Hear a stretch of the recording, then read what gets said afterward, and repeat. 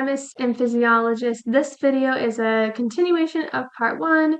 We're going to continue talking about blood. So let's jump back in and we'll talk about blood disorders. And so one of the things, there's two main blood disorders your textbook goes into. One of them is anemia, and the other is polycythemia.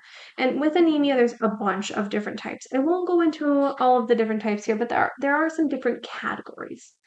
Essentially, what anemia is when the blood isn't very good about carrying oxygen. So there's less oxygen carrying happening for a bunch of different reasons. Anemia means that blood oxygen levels aren't enough to support normal metabolism. So people with anemia often feel fatigued, pale, short of breath, chilly, all these things that folks with proper oxygen levels is supposed to help prevent. Anemia can be due to a couple of reasons. So, one of those reasons is because of blood loss. And this one is usually temporary. Usually.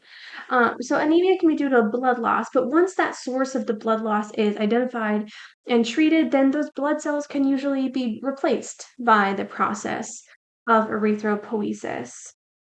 Anemia can also happen when there's not enough red blood cell formation. So there's just not enough red blood cells around. And some of this can happen with like diet or impaired absorption, like iron deficiency anemia can happen if iron is lacking from the diet or if any dietary iron isn't being absorbed properly, like there's an absorption problem. So the raw materials that we need to make red blood cells, including iron, is just not there. It's not ideal. And vitamin B12 is another really important thing for blood cell formation because this helps blood cells mature. So again, if that's missing or it's impaired, absorption is happening, then that can be a problem. Dietary causes as well, like hormonal issues with EPO, red marrow isn't functioning as it should. All of that is going to interfere with the amount of red blood cells being made. And then the last category or the last cause of anemia is because red blood cells are just being destroyed too fast. Destroyed too fast. And this can happen because of like an infection, hemoglobin is formed abnormally, an incompatible blood transfusion. And so what we see here in this picture is a sickled red blood cell. So what happens is hemoglobin is shaped improperly, and so the associations of hemoglobin with itself cause the red blood cell to form this sickle or crescent shape, which really impairs oxygen transport. So if anemia is when oxygen carrying is too low, polycythemia is more on the flip side. It's when there's too many red blood cells. Too many red blood cells. So if there's too many red blood cells, that really increases blood viscosity. If blood gets more viscous, it's harder for blood to flow, right? So increasing viscosity increases TPR, and then there's less blood flow because there's more resistance, right? But polycythemia can be something that might be a little bit desirable for people who live in places where oxygen is less available. Like people who live in higher altitudes, the air is thinner, oxygen is less available. So it might be a better thing to have a little more red blood cells than normal to an extent. But the idea of blood doping is also a type of polycythemia. So blood doping is when an athlete will take a blood jar, remove some of their red blood cells, store those red blood cells, and then wait for their red blood cells to be replaced by erythropoiesis. But then they'll put those stored red blood cells back. So then they have more red blood cells than they did at the start.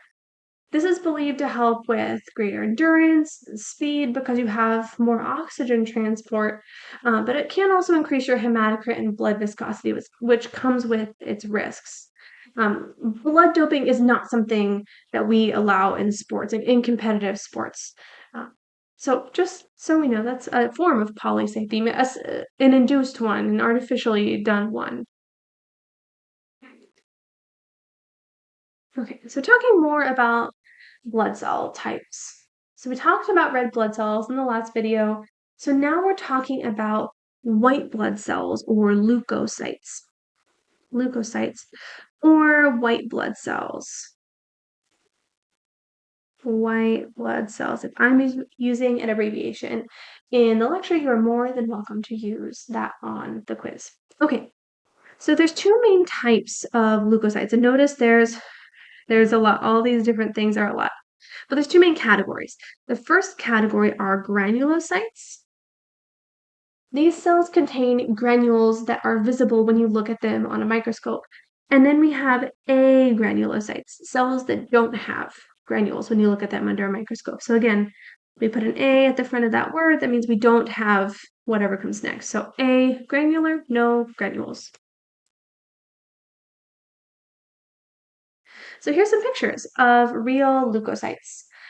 So we have here categorized into granulocytes and agranulocytes. We can see that the granulocytes, I'll zoom in here.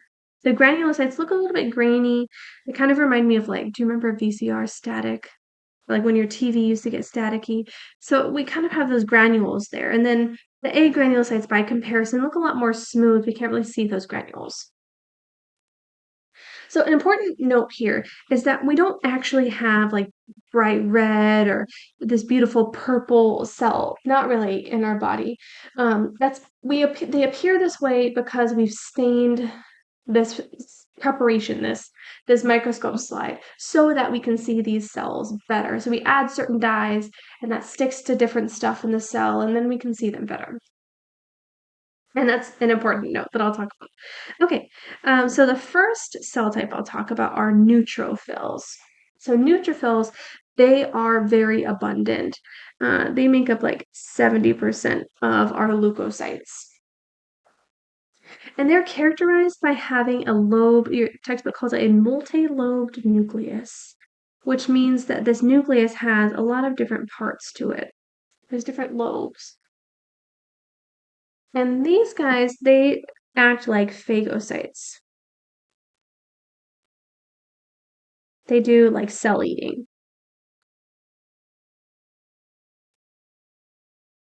They're really attracted to inflammation sites, and they're called neutrophils because they take both red and blue dyes. The red dye is acidic and the blue dye is basic, so then they're neutral loving cells, neutrophils. But they stain with this like really dark colored nucleus and like this lilac-y purple outside parts. Okay, I just think they're cute. Okay, so the next cell type that I'll talk about are eosinophils. So that's in the next panel here, eosinophils. Eosinophils appear red because they pick up that red dye, and they're characterized by having a bilobed nucleus, like two nuclei, and they kind of remind me of looking like those big headphones or earmuffs, something like that. That's what the nuclei kind of look like. And what these eosinophils do is they tend to attack like parasitic worms.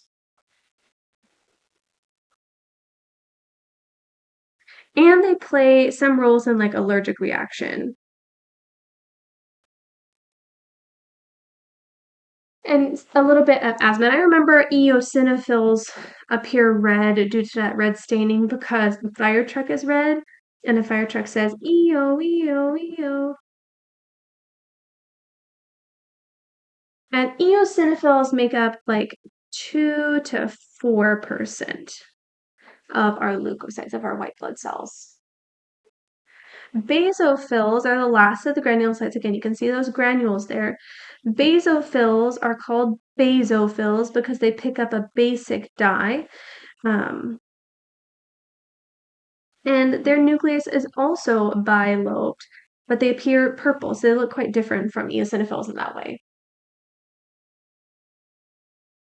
These granules contain histamine. Have you ever taken an antihistamine? So an antihistamine would try to shut off some of those things. Histamines, they cause vasodilation, and that attracts other white blood cells to that infection site. That's what basophils do. And these are the least numerous. So this is like 0.5 to 1%. So they're not very numerous, but they still play a very important role. And then jumping into the agranulocytes, so no granules, we have the lymphocyte. Lymphocytes are characterized by being like small, medium, or large, and they tend to have a nucleus that takes up a lot of real estate. They usually look purple, but what I want to draw your attention to are the names here. So I'm going to highlight this. Lymphocyte, I'm highlighting it in pink so you pay attention. Lymphocyte is a type of white blood cell. Another word for white blood cell is leukocytes. Leukocytes and lymphocytes sound really similar, but they're totally different words. Leukocyte is a synonym for white blood cell. Lymphocyte is a type of leukocyte. You see what I mean? So practice early and often, and these words get a lot easier. Okay, so back to lymphocytes. Lymphocytes have two major categories. We have T lymphocytes or T cells, and we have B lymphocytes or B cells. T lymphocytes, they act directly on cells infected with viruses, cells with or tumors, that kind of thing, whereas B cells, they make antibodies. Well, B cells make plasma cells, which make antibodies. Antibodies mark substances for destruction, but we have a whole unit on the immune system, so we'll talk about that later. Lymphocytes make up a good amount of our leukocytes, about 25%. And then lastly, we have monocytes. Monocytes are characterized by having like this big U or kidney-shaped nucleus, and they appear like purpley blue. And monocytes, they become macrophages.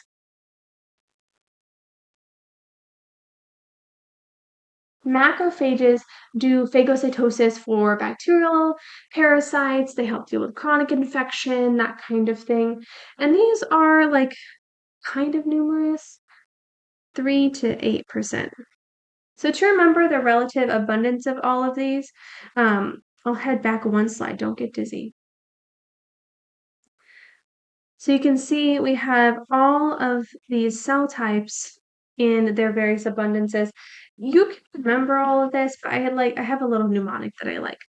I like to remember never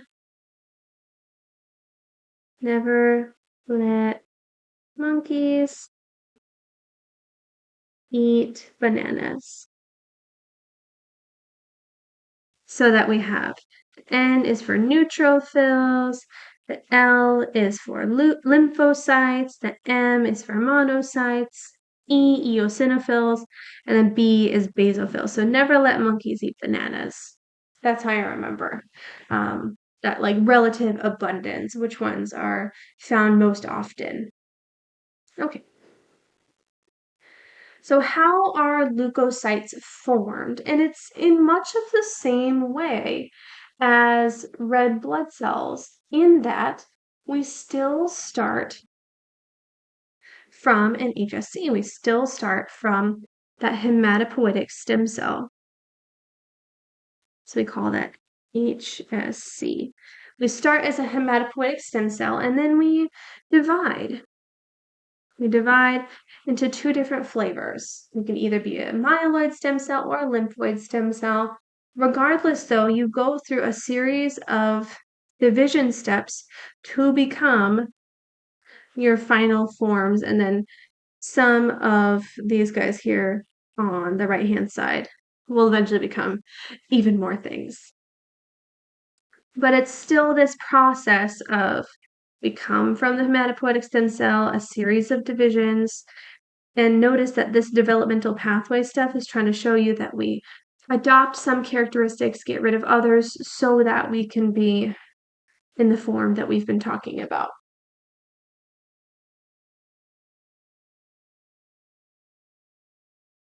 All right, let's talk about how to stop bleeding. We'll talk about platelets, which play a really big role in stopping bleeding. Platelets are also called, like another word you might see for platelets. I'll write it up here. You might also see platelets called thrombocytes.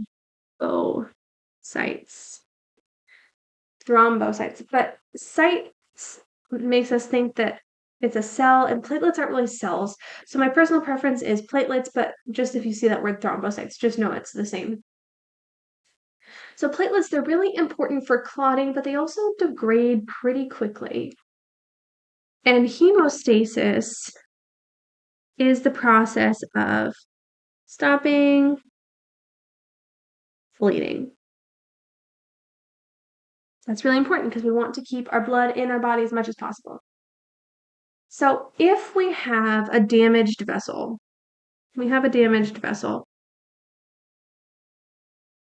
that vessel starts to spasm. And what that means is that smooth muscle starts to contract and cause vasoconstriction. And the important thing about vasoconstriction in this way is that that decreases blood flow. By decreasing blood flow to that area, it helps slow down how quickly blood is going through, which makes clotting easier. This is also why putting pressure on your wound is good because you're slowing down the blood flow to that area. So then the platelets, they form a platelet plug, which means that the platelets, they start to get caught on the collagen fibers that are in that little area that's broken. So they stick to those collagen fibers, and then they start to release the platelets. They release substances that make everything around it sticky. So then we get this platelet plug that forms.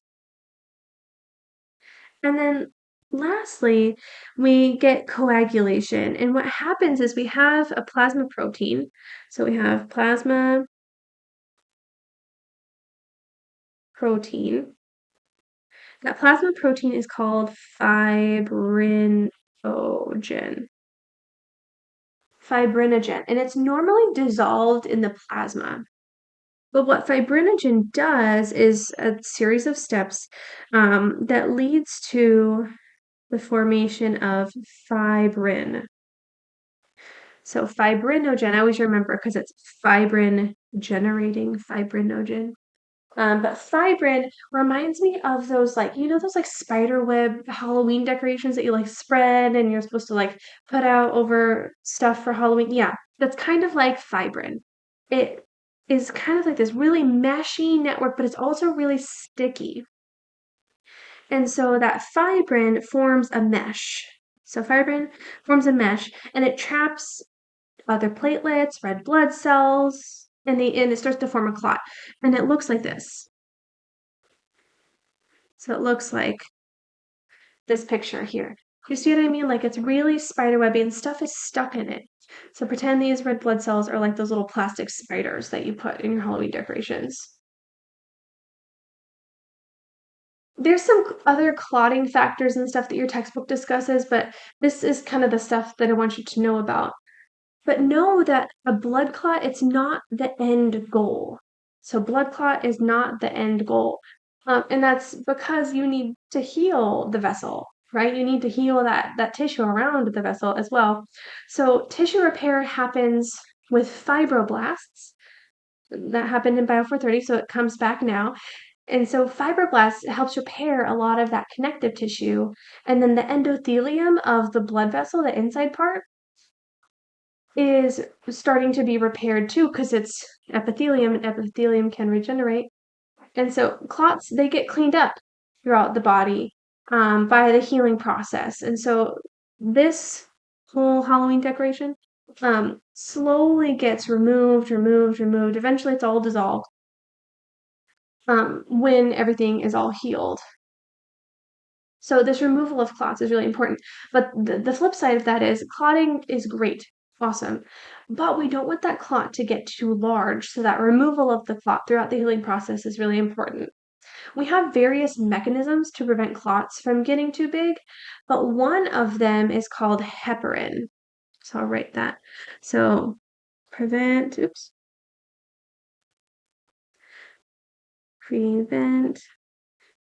clots from getting too big. That's called heparin. So heparin is released actually from the basophils, from some of those leukocytes, which inhibits the enzyme that catalyzes this reaction. So remember, an enzyme is something that helps reactions happen, right? And so the enzyme that takes fibrinogen to fibrin is called thrombin. So remember that I told you that platelets are sometimes called thrombocytes, thrombin. So fibrinogen to fibrin is catalyzed by the enzyme thrombin. So heparin actually goes in and shuts off the formation of thrombin. So this reaction can't happen so that we can't get more clotting. Do you see what I mean? It all builds.